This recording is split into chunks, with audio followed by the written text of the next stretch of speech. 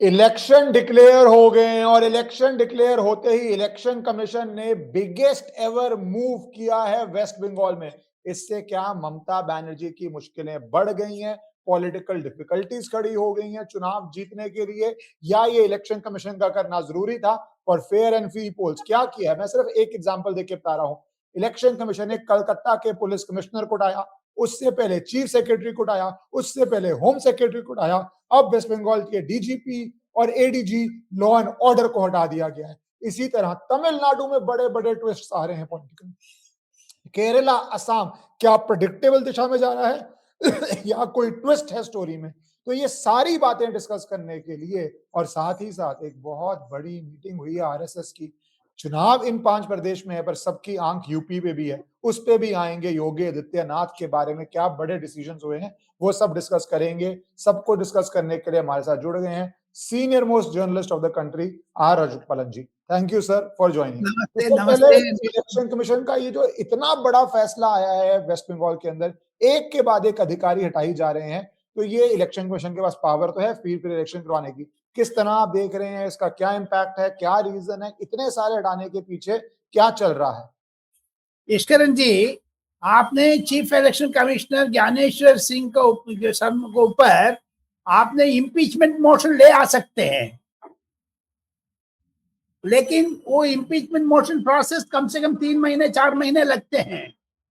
इसका दरमियान कल चुनाव आयोग ने आपको तारीख ऐलान कर दिया है कि क्या अपोजिशन एक्सेप्ट करेगी, नहीं करेगी, नहीं तो छोड़ दो, जमीन छोड़ दो। लेकिन चीफ इलेक्शन कमिश्नर ने उनकी आक्रोश दिखाया। एसआईआर में आधा दादा डाला है वेस्ट बंगाल ने, सुप्रीम कोर्ट तक गया है। कलकत्ता हाई कोर्ट ने एक एक नाम चुन करके देती है। लड़ाई लड़ रहे चीफ इलेक्शन कमिश्नर, उसको बीच में आपने उसको पर्सनली ठोकोगे? उनकी ऑनेस्टी के ऊपर सवाल निशान उठाओगे क्या? इसीलिए आक्रोश में सारा डीजीपी दर किनारे कर दिया है, एकदम अपना आदमी रखा, पूरा पूरा के पूरी total team, chief secretary, DGP and ADGP, intelligence, सब कुछ बदल दिया है। Now I tell you, Gyaneshwar will be the chief minister of West Bengal. He will do everything. कम से कम ममता बनर्जी तो डरी हुई है, हारने के लिए चक्कर में है। बीजेपी का आक्रोश इतना नहीं देखी कभी। प्लस आम आदमी को बीच में ममता बनर्जी को 15 साल एंटी इनकम्बेंसी जरूर प्ले करेगी। इसके अलावा कांग्रेस ने पॉलिटिकल रूप में उनको साथ अलायंस नहीं कर रहे, सीपीएम अलग लड़ रहे, सो ममता बनर्जी अकेले छोड़ दिया है। मोरोवर विश्वकरण जी, परसों प्रधानमंत्री का मीटिंग है ब्रिगेड ग्राउंड पर, इतनी जबरदस्ती शुभेंदु अधिकारी का प्रधानमंत्री ने तपतपाड़ा, बढ़िया पीठ तपाया, बढ़िया क्राउड कर दिया है। साहब ने बोला है इसमें परिवर्तन वो खुद देख रहे हैं। मुझे लगता है बीजेपी पक्का सत्ता में आ जाएगी वेस्ट बंगाल में, मुझे परिपूर्ण विश्वास से मैं कह सकता हूं, क्योंकि इतना आक्रोश आ गया है। सो देयरफॉर 2 एंगल में देखना पड़ेगा इसको, एक पॉलिटिकल एंगल, दूसरा चीफ इलेक्शन कमिश्नर तरफ से जितना रुकावट करती थी। आपको जो काला पैंट कोट पहन करके सुप्रीम कोर्ट में खड़े होते हैं आप, आपको बगल में चीफ मिनिस्टर रूप में ये खड़ी हो गई थी पिछले महीने। ये किसके लिए सुप्रीम कोर्ट जाना? ड्रामा करना है, ये मुसलमान को भड़काना है। लेकिन finally I tell you, election commission is showing his strength in West Bengal. आपने तमिलनाडु को पूछा था, अभी तमिलनाडु में पिछले 6 महीने वेस्ट बंगाल में एक दो चीज जानना चाहूँ, क्योंकि 2 चीज खबर और आ रही है and I want your opinion that.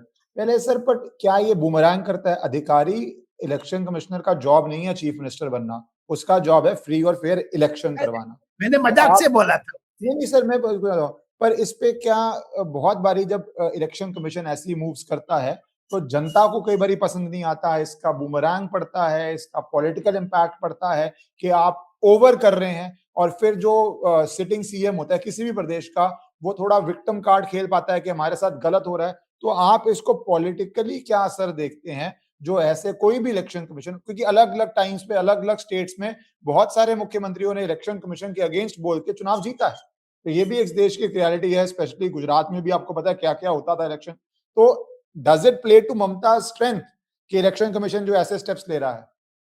ऐसे नहीं लगता, मुझे तो नहीं लगता, क्योंकि 15 साल हो गया ममता बनर्जी का, आम जनता मांगती है इतना करार कर, क्योंकि थी सेशन स्टाइल इलेक्शन कमीशन करना हो, डंडा हाथ में लेकर के मां मनुष माठी, ये इलेक्शन कमीशन ने ले लिया। देयरफॉर मुझे लगता है इलेक्शन कमीशन का जो एक्ट है वो ममता बनर्जी को कोई सिंपैथी नहीं देगी, क्योंकि जमीन का हकीकत पर करप्शन, कटमनी, ये सारी की सारी जो प्रधानमंत्री ने भाषण में बोला था वो सबको नजर में रखते हुए मैं ये कह रहा हूं, इलेक्शन कमीशन का ओवर एक्टिंग सिंपैथी नहीं बनेगी ममता का। सर दूसरा, शुभेंदु अधिकारी को भी इलेक्शन कमीशन की वो सॉरी बीजेपी की लिस्ट आई है। They are saying again Suvendu Adhikari is going to face the chief minister, और इस बारी जाके उनकी सीट पे, नंदीग्राम में नहीं उनकी सीट पे भी जाके लड़ रहे हैं। तो क्या effectively he is the BJP projection as chief minister BJP wins, या मुझे तो शुभेंदु अधिकारी उधर से ही आया है, उन्हीं को दे देंगे, क्योंकि वेस्ट बंगाल पॉलिटिक्स इतना कठोर है। दिलीप घोष बीच में निकल गया था, दिलीप घोष को चोरी करना चाहते थे, ममता बनर्जी नहीं हो पाया। कांग्रेस वीक है, अधीर रंजन चौधरी ममता को खिलाफ है, सीपीएम ने एकदम बैठ गया, सारा लोग टीएमसी में आ गया है। इतना नजर में रखते हुए ममता बनर्जी वीक हो गए थे। मुझे उनको दुखी से कहना पड़ता है इस बार चीफ मिनिस्टर नहीं बनेगी थी, उतना मैं विश्वास से कह सकता हूँ। BJP will be ruling party in West Bengal first time. BJP की सर मिशन ईस्ट बहुत बड़ा सक्सेस हो जाएगा। उड़ीसा, बिहार बीजेपी का ही सीएम आ रहा है, ऐसा ही लग रहा है सबको, क्योंकि अभी सीएम डिक्लेयर नहीं हुआ, रेजिग्नेशन हुआ, ऑफिशियल प्रोसेसेस नहीं हुए। तो सर बिहार में भी एक कमेंट किया, बिहार का भी इम्पैक्ट पड़ेगा वेस्ट बंगाल पे कुछ, या बिहार क्योंकि वेस्ट बंगाल में मैं कम से कम 10-15 बार जा चुका हूँ, 5-6 मालदा, उधर बहरमपुर, उड़ीसा से भी जाओगे, मुझे लगता है 10% of Bihar is dominating West Bengal industry sir, उसको असर पड़ेगा। लेकिन वो लोग सदियों से रहते हैं, बंगाली तो अच्छा बोलते हैं, लेकिन जो अभी बीजेपी में 3 एमपी है बेकार से वेस्ट बंगाल से, आपको शत्रुघ्न सिन्हा तो टीएमसी से है, लेकिन कीर्ति आजाद टीएमसी से है, बिहारी है। मुझे लगता है जो आपको ये मालूम है, even Rahul Sinha, even some other BJP leaders are also from Bihar in West Bengal. So therefore West Bengal Bihar तो छोड़ नहीं पाएंगे, दोनों दो भाई का बीच में रिश्तेदारी है। सर तमिलनाडु पे आप आ रहे थे, क्योंकि हर स्टेट का चुनाव है। तमिलनाडु में बीच में विजय की एंट्री से बहुत शुरू हुआ कि क्या एआईडीएमके से मिलेगा, फिर खबर आई क्या बीजेपी के साथ अलायंस हो सकता है, डिप्टी सीएम पोस्ट हो सकती है, 80 एमएलए, बहुत कुछ आया सर। तो आज वेस्ट बंगाल में तो चुनाव आ गया है, चुनाव एकदम सर पे है, मॉडल कोड लग चुका है। तमिलनाडु के अंदर क्या चल रहा है सर, दोनों कैंप्स के अंदर? तमिलनाडु में टीएमके इज फेसिंग एंटी इनकम्बेंसी 90% है, 100% में। वो any time without any alliance वगैरह डीएमके हार जाएगी। एक बार तमिलनाडु में एक खासियत है, एक बार आ गया डीएमके, दूसरा बार एडीएमके, दूसरा बार एडीएमके, डीएमके से उल्टा पुल्टा आते जैसे राजस्थान में है। सो सिमिलरली विजय का एंट्री इस बार जबरदस्त है, उसको तो डीएमके ने क्रश कर दिया है। Vijay is from cinema industry, DMK का जो चीफ मिनिस्टर का deputy chief minister Udhayanidhi Stalin, वो भी सिनेमा इंडस्ट्री से है। 15,000 करोड़ रुपया डोमिनेट करते हैं सिनेमा इंडस्ट्रीज में, उनकी कंपनी रेड जायंट नाम है, वो काटता है विजय का। तो विजय कल भी दिल्ली में थे, सीबीआई इंक्वायरी करूर सैमपीट के ऊपर। अभी जस्टिस रस्तोगी, अजय रस्तोगी साहब को कमीशन एसआईटी अभी 1-2 हफ्ते में रिपोर्ट देगी, चार्जशीट फाइल करना है।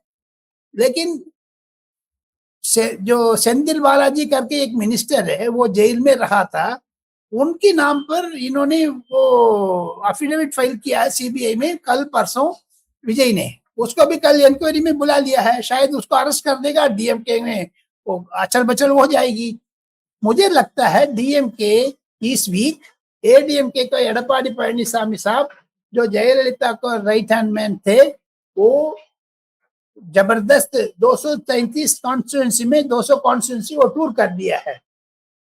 वो विजय को चाहते हैं as a deputy chief minister. हाँ, लेकिन Vijay is not interested in asking any division. वो चाहते हैं सब इंडिपेंडेंटली आने का कोशिश कर रहे हैं, लेकिन 2029 का अभी तैयारी कर दिया है। आने वाले दिन में और 10 दिन है, 30 तारीख last day for filing nomination in Tamil Nadu. 10 दिन का अंदर कुछ ना कुछ अमित शाह का चक्रव्यूह चलेगी, सुदर्शन चक्र चलेगी, सब कुछ ना कुछ करेंगे। अभी विजय का लेके आने के लिए प्रयत्न कर रहे हैं बीजेपी तरफ से।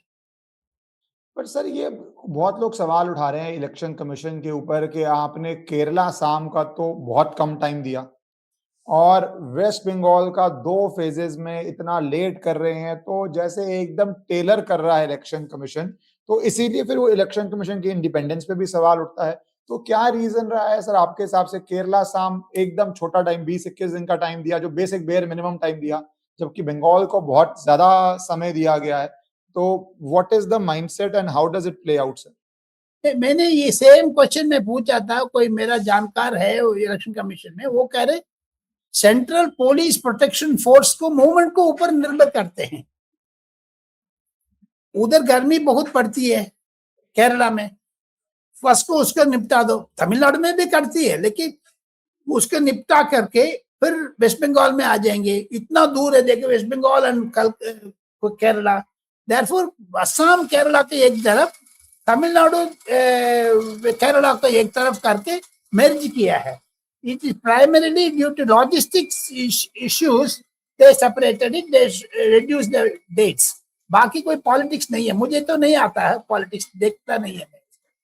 सर इलेक्शन कमीशन की क्या तैयारी चल रही है to ensure that there is no violence, post poll violence also? क्योंकि पिछली बारी हमने देखा पोस्ट पोल वायलेंस नंबर्स इधर उधर लोग डिस्प्यूट कर सकते हैं, किसने किया डिस्प्यूट कर सकते हैं, बट ये रियलिटी तो है कि मैसिव पोस्ट पोल वायलेंस भी हुआ था और लोगों को ये डर भी होता है कि भाई अगर हमने किसी को वोट किया बाद में क्या होगा।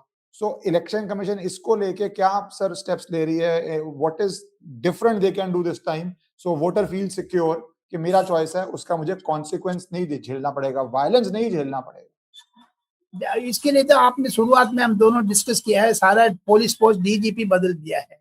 That will send a signal from top to bottom. एक, पब्लिक को विश्वास आएगा। तीसरा और मुझे चौथा ये लग रहा है, आने वाले दिन में मुझे चीफ इलेक्शन साहब का मैसेज भी है, वो खुद वेस्ट बंगाल जाने वाले हैं 5 दिन बाद to oversee this. Never during election commission we visits the election, but this time खुद जा करके देखना चाहते तीनों members, full bench of the supreme election commission will go to West Bengal, क्योंकि वायलेंस फ्री करना चाहते हैं। आप वो उस दिन कल इन्होंने ऐलान भी किया था, election free, sorry violence free election होगी।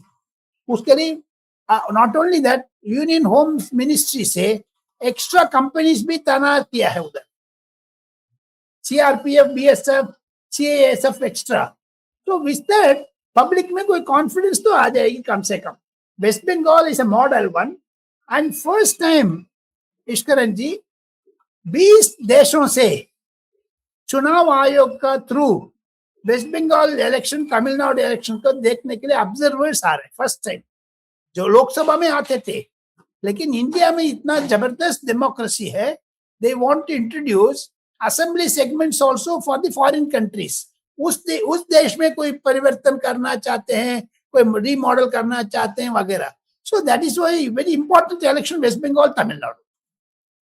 सर असम में क्या खबर आ रही है? क्योंकि असम तो एकदम आ ही गया है, असम, केरला, पुडुचेरी। तो सर आपने जैसे बताया वेस्ट बंगाल में आप किसको लीड में देख रहे हैं, तमिलनाडु में क्या चल रहा है, असम में क्या क्लोज कॉन्टेक्स्ट है या कौन लीड में है, या एकदम जो चीफ मिनिस्टर है पॉपुलर है and coming back to thumping majority है?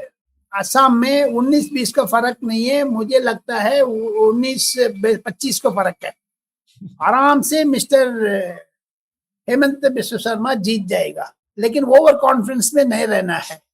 टक्कर दे रही है कांग्रेस। कांग्रेस के साथ जो अजमुद्दीन है वो नहीं जा रहे, ये यूडफ तो उसी में भी टूटा है। इसके बीच में पाकिस्तान में जो रिश्तेदारी रख के गौरव गोगोई के वाइफ को ऊपर इतना इतना मटेरियल कलेक्ट कर लिया है मिस्टर हेमंत विश्व शर्मा ने, वो भी फायदा में आ जाएगा। लेकिन on the top of it Hemant विश्व शर्मा ने अमित शाह साहब को बोल दिया है हम जीत करके दिखा देंगे, वो जिताएगा। क्योंकि अब एक चीज देखना पड़ेगा आपने इसमें पॉलिटिकल रूप में मैं कह रहा हूं, जो भी कांग्रेस में क्राइसिस हो, अभी देखो अनदर आधा घंटे के अंदर अंदर 6 बजे हम लोग रिकॉर्ड कर रहे हैं 5:45 में मंडे 16 तारीख मार्च, और आधा घंटे के अंदर राज्यसभा चुनाव का ऐलान कर देंगे। लेकिन राज्यसभा हरियाणा में 15 एमएलए के लेकर के कर्नाटका में जमा किया है, देखा सी कभी देखते थे क्यों? हरियाणा से नजदीक है हिमाचल प्रदेश, उधर कोई नहीं लेके गया, कर्नाटका में लेकर, क्योंकि mister D K Shiv Kumar is incharge. Similarly D K Shiv Kumar is incharge of पूरा असम का। प्रियंका गांधी इंपॉर्टेंट है, Priyanka Gandhi general secretary incharge of Congress looking after Assam. Assam में सीट सारा बांट लिया है। हेमंत विश्व शर्मा ने बोल दिया है I will definitely give a good fight this time and I will win.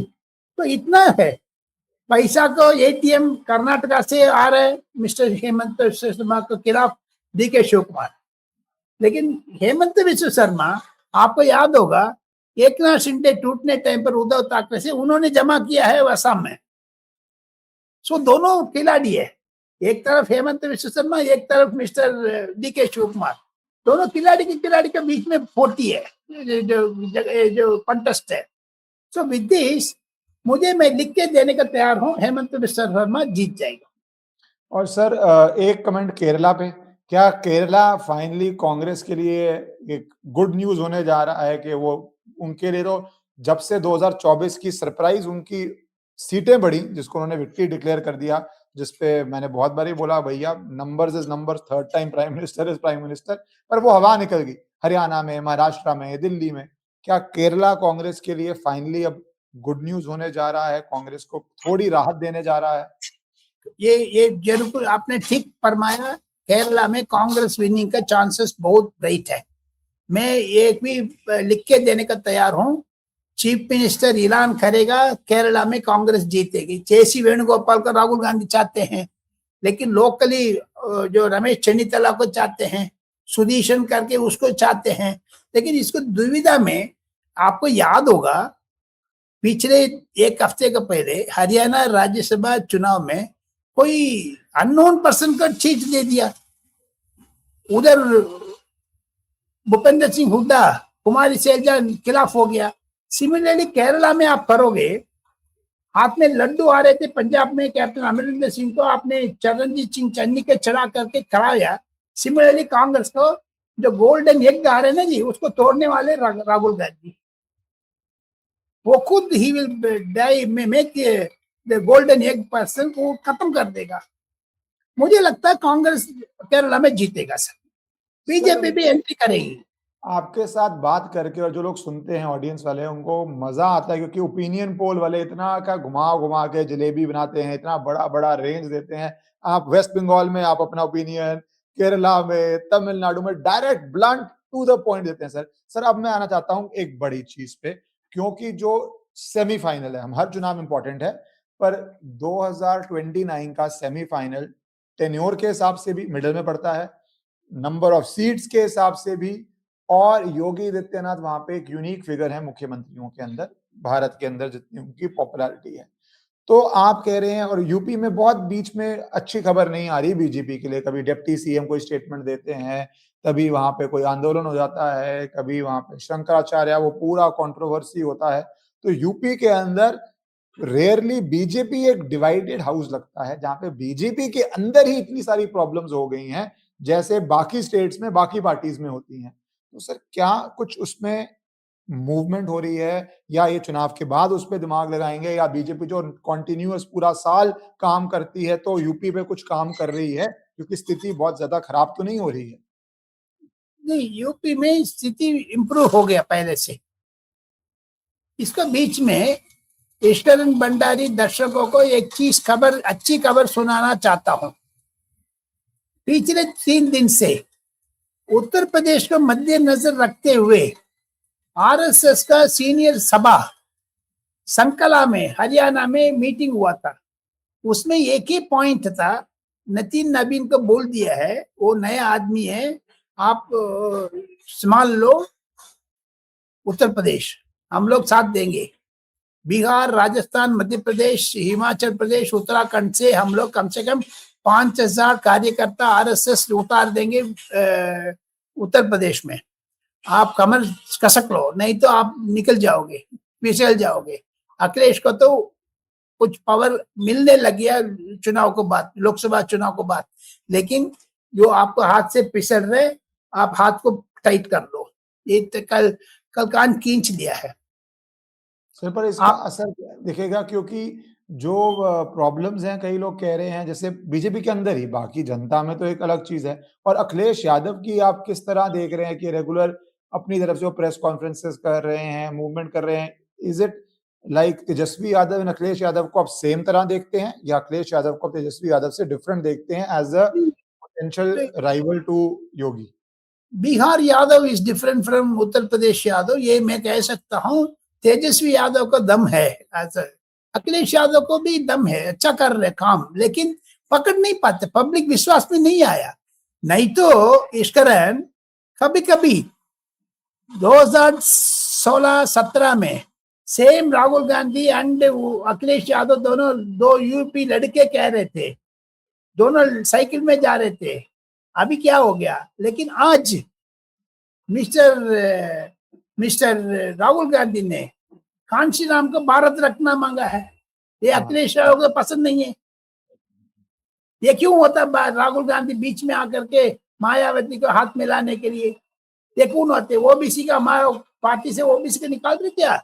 So therefore that MY factor, Muslim Yadav factor टूट रहा है। योगी आदित्यनाथ उसको ऊपर कॉन्सेंट्रेट कर रहे हैं। ये पसमंता मुसलमान बहुत योगी आदित्यनाथ के साथ आ गया है। मुस्लिम ट्रिपल तलाक आने के बाद Muslim women voters are with Yogi Adityanath. आम आदमी जनता लोग योगी आदित्यनाथ के साथ है, लेकिन पार्टी हाईकमांड नहीं है योगी आदित्यनाथ के साथ। अभी धीरे धीरे ये संगमम होना चाहिए, नहीं तो बीजेपी का उत्तर प्रदेश हाथ से निकल जाएगा। और डर के मैं बोल रहा हूँ, सावधान रहने के लिए बोल रहा हूँ, ओवर कॉन्फिडेंस में नहीं बोल रहा हूँ। यूपी में 19-20 फर्क में योगी आदित्यनाथ तीसरा बार आ जाएगा। डेवलपमेंट किया है, जेवर एयरपोर्ट किया है, उधर वाराणसी में किया, वो काशी में किया, सॉरी अयोध्या में किया, गोरखपुर में किया, सारा डेवलपमेंट हो गया। कानपुर इतना डेवलप हुआ देखो सही। तो विद दैट बैकग्राउंड मुझे लगता है वो जरूर योगी आदित्यनाथ का प्रश्न चिन्ह तो है, लेकिन वो नेतृत्व तो करेगा। अमित शाह लास्ट में उन पर उतर करके आक्रमण कर देंगे सर, नो प्रॉब्लम। आप नहीं देख रहे कि ये डिवीजन परमानेंट हो सकता है? इस पे पैचअप आप आने वाले समय में देख रहे हैं? अभी इस बार ही आप सावधान, जो आप सावधान होने के लिए कह रहे हैं, वही बहुत लोग कह रहे हैं कि वहां पे सावधानी की कुछ जरूरत है। नहीं, उसमें एक चीज बताती हूँ, ब्लंटली कहो, आपने कहा था ब्लंटली कहो, जैसे नारियल तोड़ते मद्रासी मंदिर पर ठप मार देंगे, 2 टुकड़ा हो जाते, ऐसे मैं बोल दूंगा। ब्राह्मीण लोग उत्तर प्रदेश में 11% है। वो यूजीसी में ब्राह्मीण लोग बीजेपी से हट के दूर गया, उसको वापस लेके आना है। आपका कार्यक्रम उसका इंपॉर्टेंट है। Upper caste is unhappy with BJP leadership at the centre. Yogi Adityanath के ऊपर कुछ क्वेश्चन मार्क नहीं है। इस बीच में हम लोग सावधान में रहना पड़ेगा जी ईश्वरन जी। सर मेरा लास्ट क्वेश्चन, क्योंकि बहुत देर से पेंडिंग है, नए प्रेसिडेंट अब राज्यसभा जीत के आ जाएंगे तो he become a member of Rajya Sabha also, तो क्या आप देख रहे हैं रीशफल में, क्या इस चुनाव जो ये टाइम है मई 4 तक, इसके बीच में ही बीजेपी की संगठन जो टीम बननी है नए प्रेसिडेंट की वो बन जाएगी, या उसको भी डिले करने में टाइम लगेगा? क्या चल रहा है, और अगर नई टीम आएगी तो उसके क्या ब्रॉड पैरामीटर्स हैं? क्या एक मैसिव जनरेशनल शिफ्ट हम देखने जा रहे हैं? क्योंकि 2024 के बाद नहीं हुई वो शिफ्ट, क्योंकि उस समय सरकार बनी, तो 2 साल हो गए ऑलमोस्ट 2024 के रिजल्ट को। So what big changes are you seeing under the new young president of BJP, और क्या ये चेंजेस कैबिनेट में भी होंगी? कैबिनेट में भी होंगे, गवर्नरशिप में तो हो चुकी है, 10 हाँ, गवर्नर बदला है। अच्छा, सेकंड थिंग, मुझे एक अच्छी खबर है ईश्वरन भंडारी दर्शकों का, प्रधानमंत्री का हाथ में लिस्ट तैयार है, क्या क्या करना है पार्टी में, क्या क्या करना मंत्रिमंडल में, इसको that is why prime minister का लंबा चौड़ा चिट्ठी लिखा है ओम बिरला का, आप जरा अच्छा नेतृत्व दिया है during your no confidence motion, the government is with you as a leader of the country, I have responsibility on confidence in you करके लिखा है। लेकिन एक चीज है, सारा लेटर एवरीथिंग तैयार हो गया, अचानक ईरान वार शुरू हो गया, प्रधानमंत्री का डाइवर्शन उधर हो गया एकदम, अमित शाह का डाइवर्शन इधर हो गया, राजनाथ सिंह साहब डिफेंस नेवी का करना सारा। लेकिन ये अभी सुधरने के बाद मुझे लगता है मॉनसून सेशन को पहले परिवर्तन होगा, उसको पहले नहीं, अप्रैल में नहीं होगी, मई में नहीं होगी, जून में होने की संभावना है। जी।